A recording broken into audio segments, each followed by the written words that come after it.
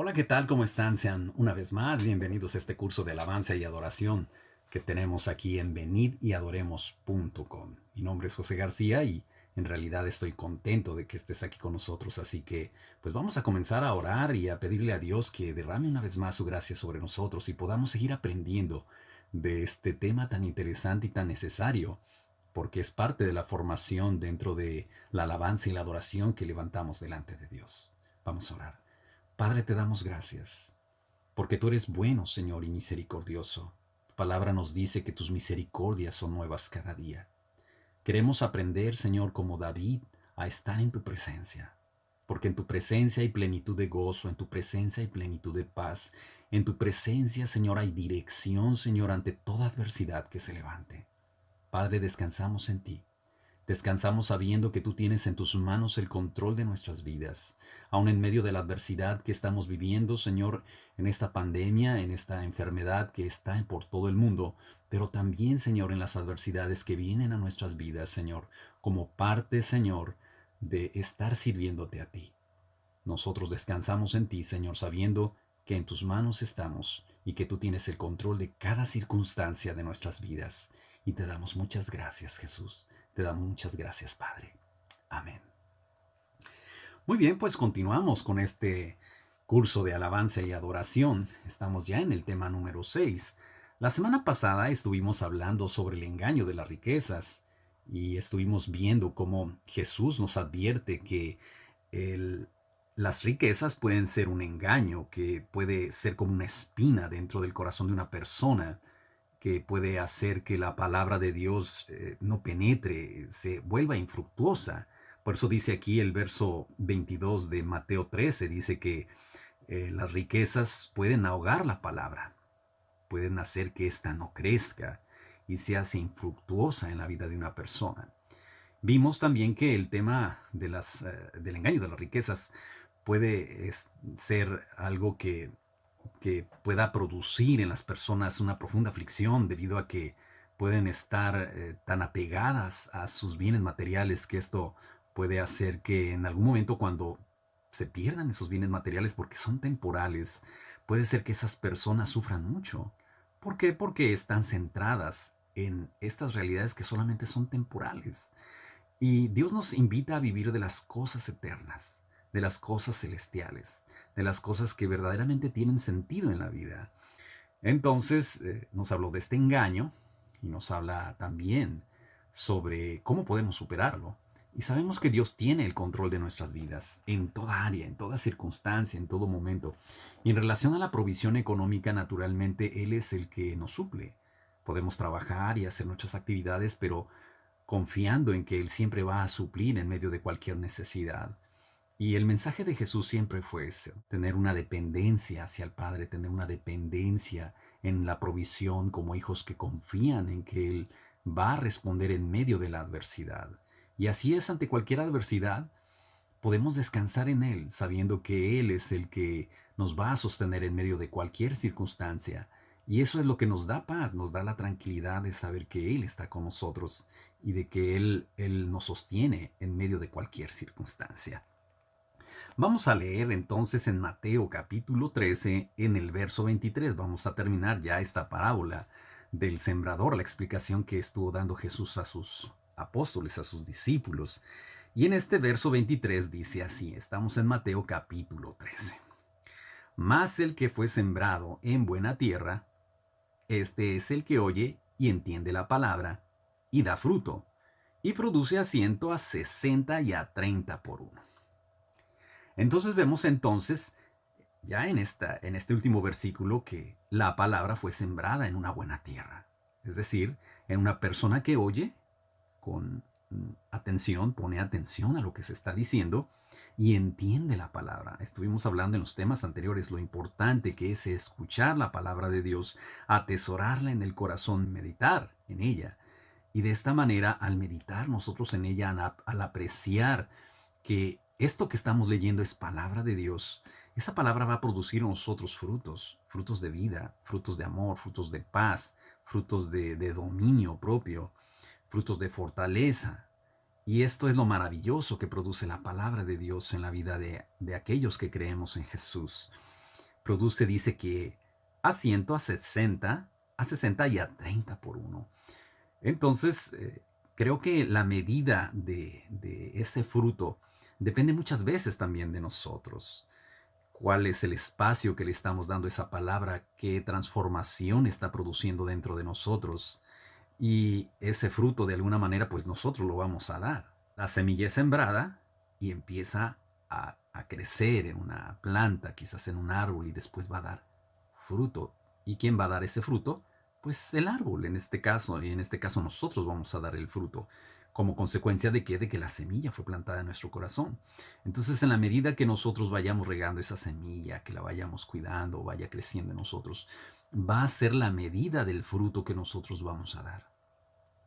Ojalá quiera Dios y nosotros, primeramente, que podamos dar esos frutos que sean de olor grato a nuestro Dios, que eso es lo más importante y ese es el cuidado que debemos de tener constantemente. Así que, pues vemos aquí cómo la palabra de Dios es sembrada en una buena tierra, en un corazón que está dispuesto a escuchar y a aprender y a recibir de Dios.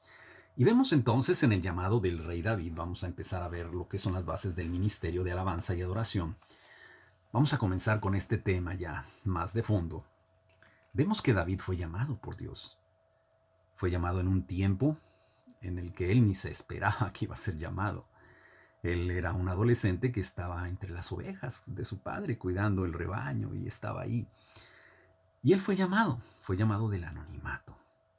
Y bueno, recibió ese llamado, escuchó la palabra de Dios. Escuchó el llamado de Dios, recibió ese llamado de Dios, lo abrazó en su vida y posteriormente, ¿qué sucedió? Empezó a dar frutos. Ahora, naturalmente, este llamado que se le hizo a David fue en una etapa de su vida donde él estaba muy jovencito, pero ese llamado se vino a cumplir en su totalidad cuando él ya era una persona un poco más grande de edad. Y así se da con los llamados. Los llamados se pueden dar cuando tú eres una persona muy jovencita y no quiere decir que inmediatamente vas a empezar a ejercer el llamado, sino que Dios te va a estar capacitando a través del tiempo, a través de los años. Muchas de las veces vas a pasar por aflicciones, vas a pasar por pruebas bien duras, por circunstancias adversas, a veces también por equivocaciones personales, por ciertas cosas que Dios va a ir madurando dentro de ti con un propósito. La vida del rey David no fue una vida perfecta, pero nos habla de una vida que fue sensible a la voz de Dios. Una vida que fue sensible a la voz de Dios. Una vida que fue entendida en cuanto a los cambios que tenía que hacer personalmente ante también sus imprudencias quizás o equivocaciones. Entonces, esto nos enseña a nosotros que la vida cristiana, la vida ministerial tiene diferentes etapas. Etapas de perfeccionamiento, etapas en las que Dios está tratando con nuestro carácter, con nuestra manera de ver la vida, está tratando con nuestras acciones, con nuestras actitudes, porque Él es bueno y misericordioso, y Él quiere forjarnos cada vez más. Entonces vemos aquí en Primera de Samuel capítulo 16, vamos a ver cómo es que David es llamado a, a esta misión de ser el nuevo rey de Israel. Dice en 1 Samuel capítulo 16, verso 1, dice, dijo Jehová a Samuel, ¿hasta cuándo llorarás a Saúl, habiéndolo yo desechado para que no reine sobre Israel? Vemos entonces que Dios está tratando algo con el profeta Samuel. Este profeta había sido, y en ese tiempo era el profeta que de alguna manera Dios estaba usando para hablar a su pueblo. Samuel desde niño había crecido en la casa de Dios y se acostumbró a escuchar la voz de Dios. Dios empezó a hablar con él desde que era un niño prácticamente. Entonces él fue creciendo dentro de Israel y fue reconocido como un profeta que tenía una palabra certera de parte de Dios. Entonces sabían ellos que cuando él hablaba era porque Dios estaba exhortando, ordenando el camino de Israel. Entonces era un profeta reconocido.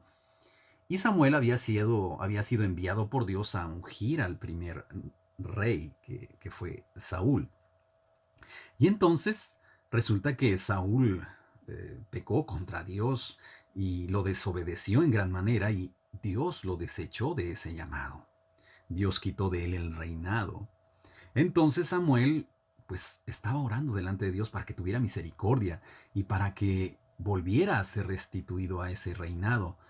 Y aunque el reinado de Saúl no se perdió inmediatamente, sino que fueron pasando diferentes acontecimientos para que finalmente David pudiera tomar ese reinado, Saúl que había desobedecido a Dios, él en este momento todavía estaba como rey de Israel, pero ya Dios lo había desechado. Y vemos que Samuel estaba triste, estaba llorando, clamando a Dios y le dice, Dios, ¿por qué lloras? ¿Por qué lloras a Saúl? Habiéndolo yo desechado para que no reine sobre Israel, así le dice, y le dice enseguida, llena tu cuerno de aceite y ven, te enviaré a Isaí de Belén, porque de sus hijos me he provisto de rey. Entonces le dice Dios al profeta, llena ese cuerno de aceite, esa bolsita, llénala de aceite, para que tú vayas a ungir a un nuevo rey, porque yo tengo un nuevo rey para la casa de Israel. Seguramente también Samuel estaba viendo la situación de desvío que había en el pueblo por un liderazgo que no estaba siendo de honra para Dios, y también eso era como una aflicción para él. Entonces le dice Dios en el verso número 2, y dijo Samuel, ¿cómo iré? Si Saúl lo supiera me mataría. Jehová respondió, toma contigo una becerra de la vacada y di, a ofrecer sacrificio a Jehová he venido. El primer trato que está haciendo Dios en este llamado que le va a hacer a David es con el profeta, definitivamente. Samuel le tenía respeto a Saúl y sabía cómo él estaba actuando. Entonces dice, ¿cómo iré? Porque si él se entera me va a matar. Entonces sabía que Saúl estaba reaccionando mal, podía reaccionar mal ante esa noticia. Y sabes, muchas de las veces enfrentamos esos temores cuando estamos sirviendo a Dios. Pasamos por situaciones en las cuales Dios nos está llamando a cumplir ese llamado y nos da un temor. Vienen pruebas a nuestra vida, vienen situaciones contrarias al ministerio que nosotros estamos ejerciendo y de repente salta como el temor de qué vamos a hacer. En este caso él tenía temor porque pensaba que lo iban a matar y muchas de las veces, ¿cuántas cosas vienen a querer matar la obra de Dios, la obra que Dios ha puesto en tu vida? Entonces él naturalmente como ser humano pues le dijo, pues ¿qué voy a hacer? ¿Cómo iré? Si Saúl lo supiera me va a matar. Y sabes, esto habla de la confianza que tenía Samuel con Dios. Y esto nos habla de la importancia de que nosotros tengamos esa confianza con Dios, de expresarle las cosas como somos y como están. No esconderle a Dios nuestras preocupaciones, nuestros temores, nuestras inquietudes, sino tener esa capacidad de acercarnos al Padre y decirle, Señor, está pasando esto. Esto está sucediendo. ¿Qué vas a hacer o qué voy a hacer en medio de esta circunstancia? Y sabes que lo maravilloso es que Dios siempre, siempre nos va a dar una respuesta ante todo lo que tenemos que hacer. Por eso le dice, toma contigo una becerra de la vacada y di, a ofrecer sacrificio a Jehová he venido. Entonces la respuesta de Dios, ¿qué es lo que genera en la vida? La respuesta de Dios siempre te va a generar paz. La respuesta de Dios siempre te va a decir, tranquilo, todo está bien. No tengas temor, todo está en mis manos. Si yo te estoy enviando a que hagas la obra, yo te voy a respaldar porque yo te estoy enviando. Entonces, esa respuesta de Dios genera paz. Y tú puedes moverte en medio de la adversidad, puedes moverte en medio de la tempestad, puedes moverte en medio de circunstancias contrarias a tu propia vida, porque sabes que Dios te ha dado una palabra. Y esa palabra te va a sostener, porque Dios es fiel. Dios es fiel. Dice el verso número 3. Y llama a Isaí al sacrificio, y yo te enseñaré lo que has de hacer, y me ungirás al que yo te dijere. Entonces aquí hay dos puntos. Dice, llama a Isaí al sacrificio, y yo te enseñaré lo que has de hacer. Muchas de las veces Dios nos da una orden, y no nos dice qué es lo que va a hacer, sino simplemente nos dice, ve y haz esto. Y tú no sabes qué es lo que viene después porque Dios está esperando a que obedezcamos lo que Él nos dice para posteriormente darnos la siguiente instrucción. Esto generalmente tiene que ver con los ministerios proféticos, pero esto también tiene que ver con esa comunión que tenemos con Dios a diario. Dios nos va diciendo qué debemos de hacer ante cada circunstancia. Y entonces dice aquí, yo te enseñaré lo que has de hacer y me ungirás al que yo te dijere. Entonces ahí él ya tenía la instrucción de Dios. Vas a ir a Belén. ¿Vas a ir a dónde? A la casa de Isaí. Vas a ir a ofrecer un sacrificio. Y estando ahí, yo te enseñaré lo que has de hacer.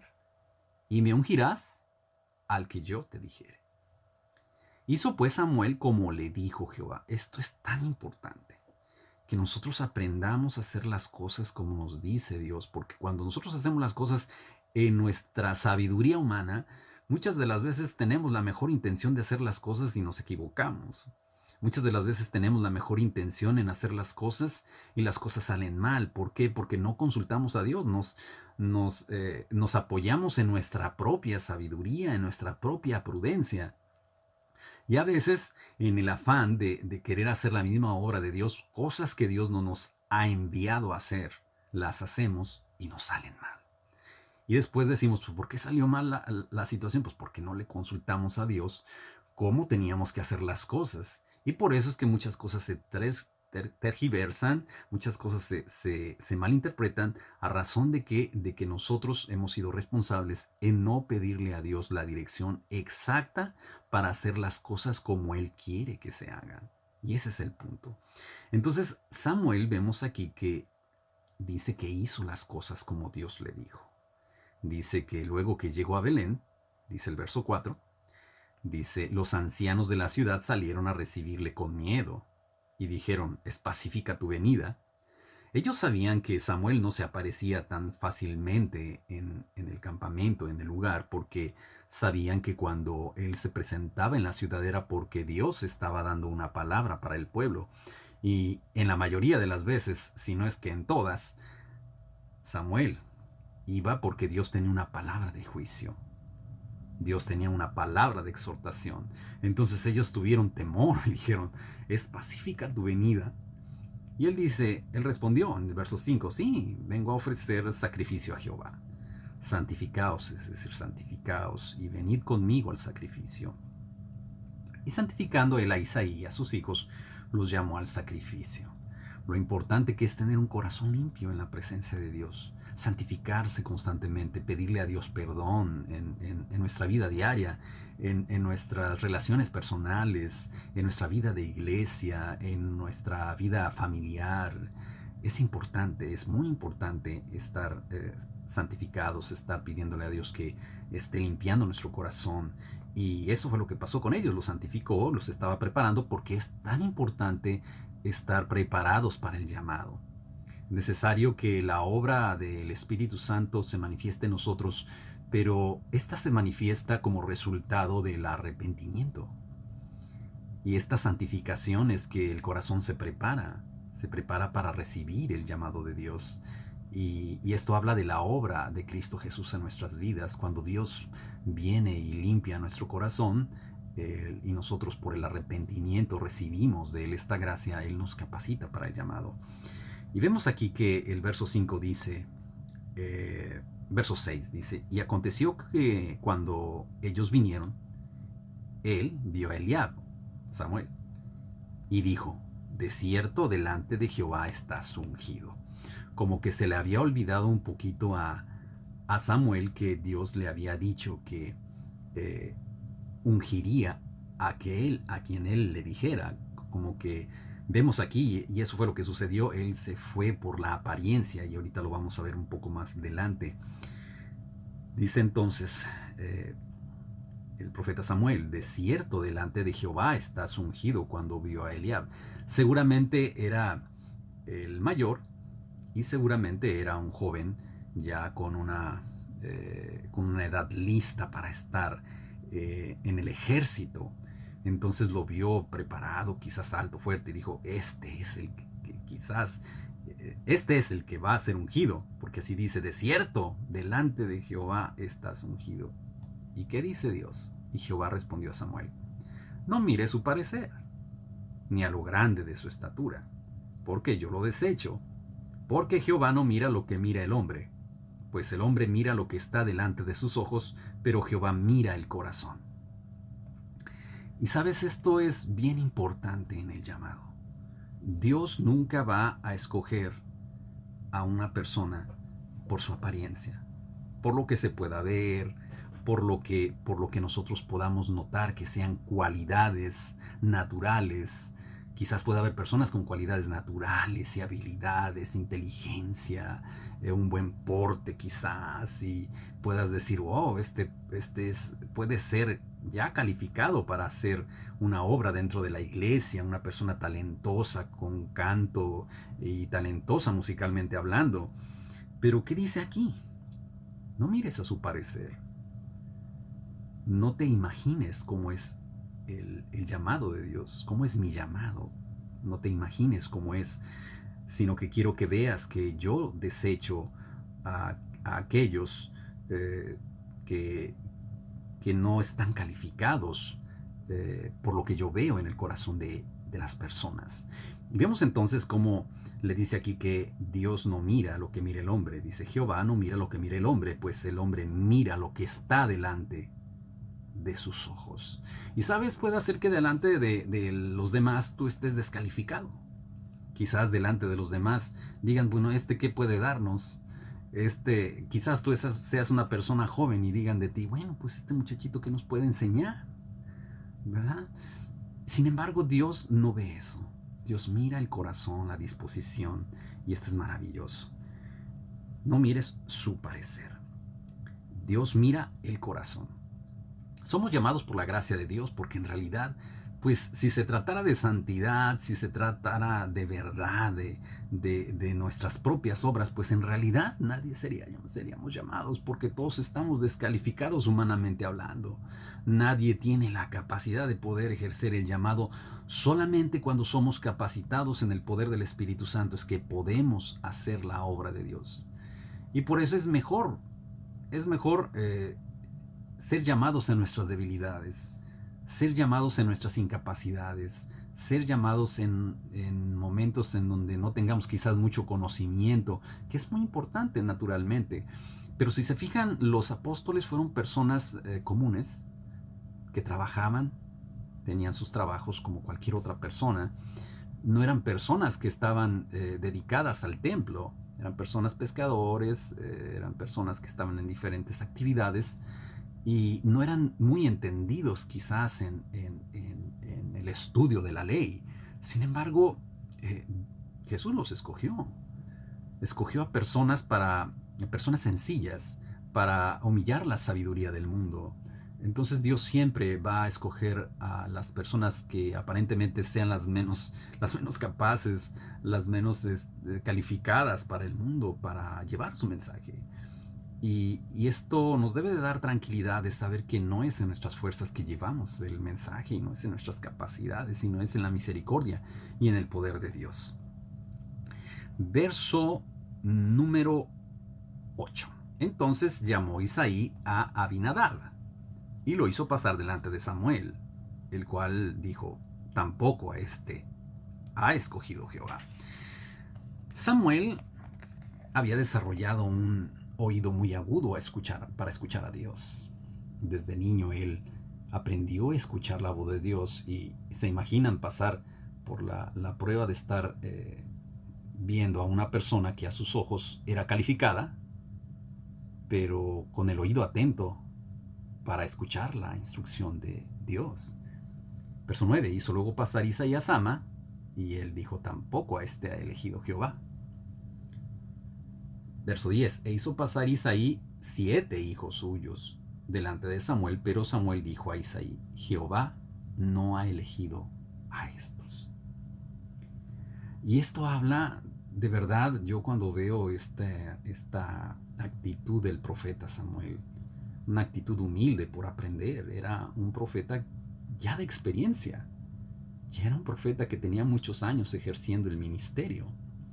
Sin embargo, él tuvo que aprender, seguir aprendiendo en el proceso de su vida ministerial. Lo que sucede es que Samuel tenía en su mente la idea del rey de Israel, de nuevo del rey de Israel, como Saúl.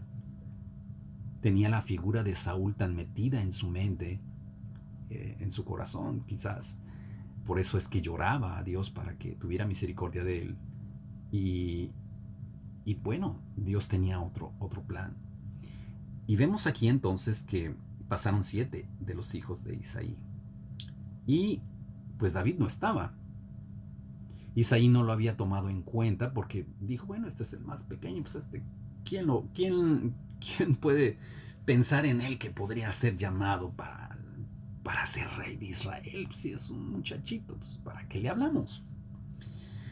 Entonces, verso 11, dijo Samuel a Isaí, ¿son estos todos tus hijos?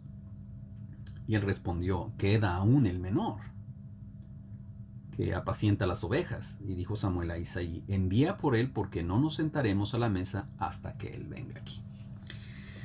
¿Sabes? David fue llamado del anonimato. David fue llamado del lugar de las ovejas, de un lugar no visible. Y sabes, Dios así nos llama muchas de las veces. Nos saca del lugar donde estábamos, quizás cómodos, haciendo ya nuestra vida, quizás como un jovencito, que ni siquiera te imaginas que Dios te va a llamar. Y Dios te saca de ese medio y te llama para que cumpla su obra. Te saca del anonimato. Y yo me acuerdo, yo recuerdo cuando Dios me llamó al primer llamado que fue venir a la vida cristiana.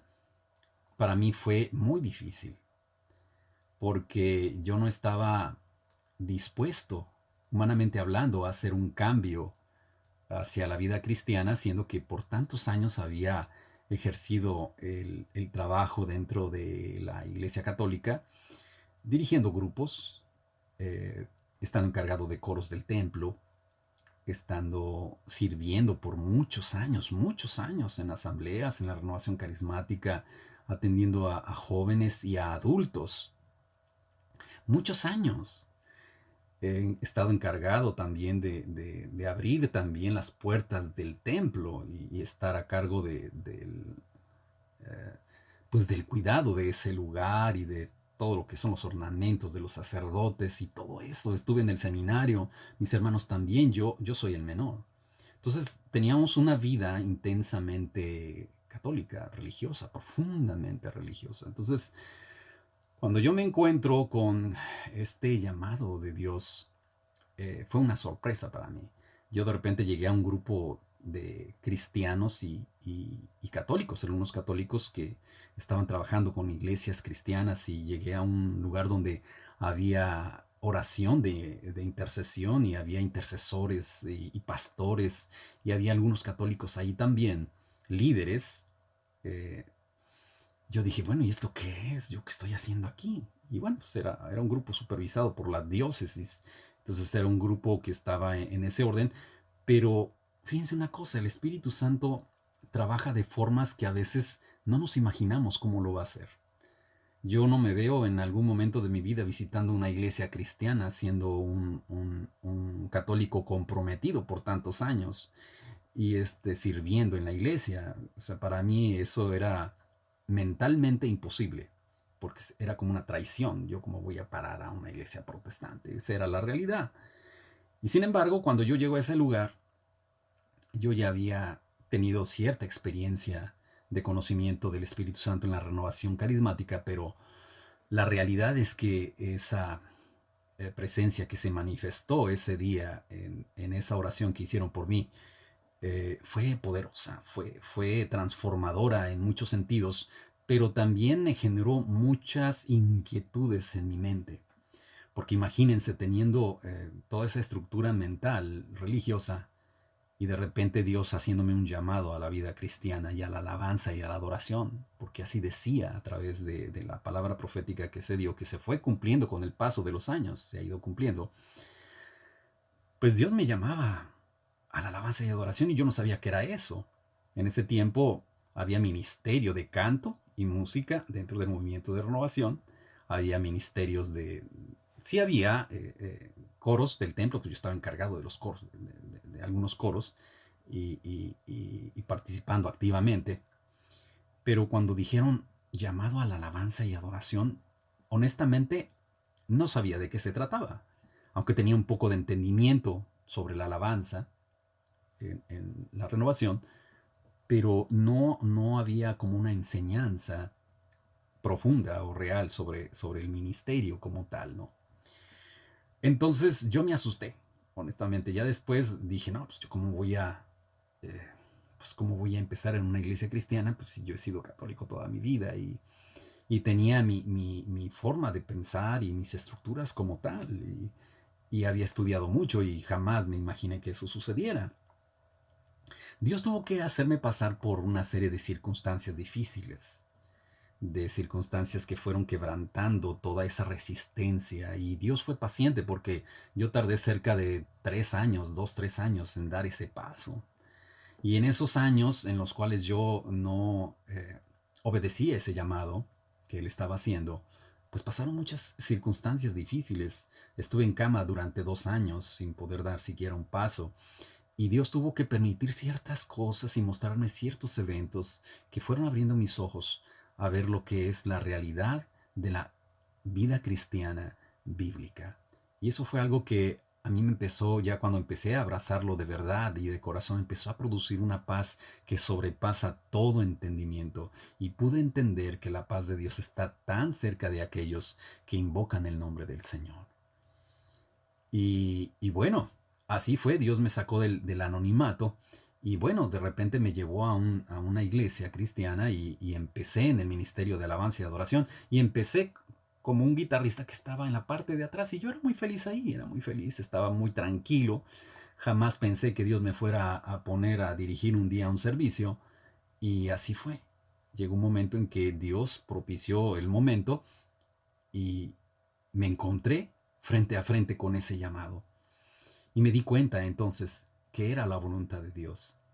Y así pasó con David y así ha pasado seguramente contigo y con muchos de los que han recibido llamados de parte de Dios. Que Dios te saca del anonimato, de donde menos te imaginas. Dios te va a sacar y te va a capacitar. Eso es lo interesante, que Dios te va a capacitar en su palabra, te va a capacitar por el poder del Espíritu Santo para que podamos hacer la obra del ministerio. Entonces esto no es más que un agradecimiento que hay en nuestro corazón, porque pues nosotros quién somos para ser llamados, en realidad no somos capaces para hacer la obra del ministerio, no somos capaces en realidad humanamente hablando y nadie es capaz de poderlo hacer. En realidad esto fue lo que yo viví y dice aquí en el verso número 12, y le hizo entrar, o sea, a David, y era rubio, era hermoso de ojos y de buen parecer. Entonces Jehová dijo, levántate y úngelo, porque este es.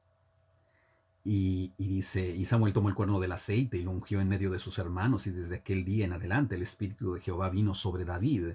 Se levantó luego Samuel y se volvió a Ramá.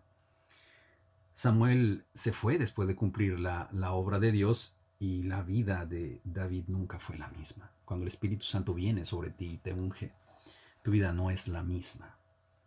Y de verdad, cuando tú le dices a Jesús que quieres servirle con todo tu corazón, prepárate porque Él te va a desestabilizar en cuanto a cualquier estructura que tú puedas tener y tu forma de pensar. Porque así es Dios. Dios dice, no es a la manera como tú quieres hacerlo, es a la manera como yo quiero hacerlo en ti.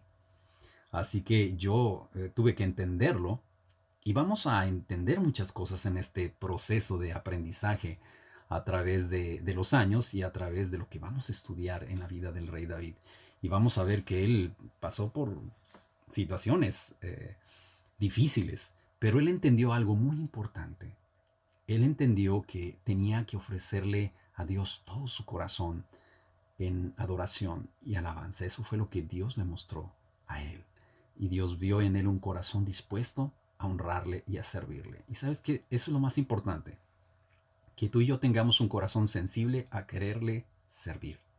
Si tú y yo lo tenemos, Dios va a acomodar todas las cosas, Dios nos va a sostener en medio de cualquier circunstancia y vamos a poder realizar su obra.